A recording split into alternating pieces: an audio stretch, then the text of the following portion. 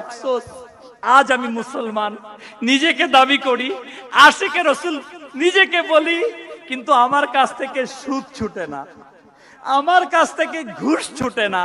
আমি নিজেকে মুসলমান দাবি করি, আবার এই মুসলমান দাবি করার পরেও নিজের দাড়িকে শেভ করে দেই, নিজেকে অনেক বড় আশিকে রসুল বলি আরে দাড়ি রাখার নাম কি নবীর মোহাব্বত নাকি? যদি দাড়ি রাখার নামই মোহাব্বত না হতো তাহলে আবু বকর, ওমর, উসমান, আলী রাদিয়াল্লাহু তাআলা আজমাইন দাড়ি রাখতেন না। যদি দাড়ি রাখার নাম মোহাব্বত না হতো গাউসে পাক, খাজা পিয়া, মুজাদ্দিদ আল-ফিসানি, বাউদ্দিন নকশবন্দি, আলা হযরত দাড়ি রাখতেন না। হ্যাঁ, মোহাব্বতের নিশানি হচ্ছে দাড়ি রাখা। প্রিয় ইসলামী ভাইরা, আমি নিজেকে আশিকে রসুল দাবি করি, আবার গুনাহের মধ্যে লিপ্ত করি। আমি নিজেকে আশিকে রসুল দাবি করছি, আমার মেয়েকে বেপর্দার মধ্যে ছেড়ে দিয়েছি।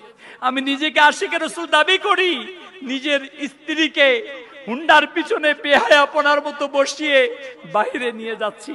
সত্যি কথা, আজ বড় এক কঠিন সময় চলে আসছে আমাদের কাছে।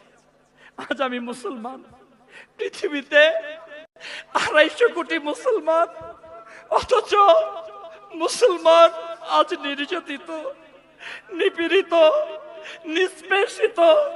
এর কারণ তো এটাই, আমাদের সিনার মাঝে আজকে হাকিকি নবীর মোহাব্বত নেই, আমাদের সিনার মাঝে আল্লাহ তাআলার ভয় নেই, যার ফলশ্রুতিতে সংখ্যায় আমরা অনেক হচ্ছি, কিন্তু আমাদের কাছ থেকে প্রকৃত ইসলাম, প্রকৃত ইবাদত চলে যাচ্ছে।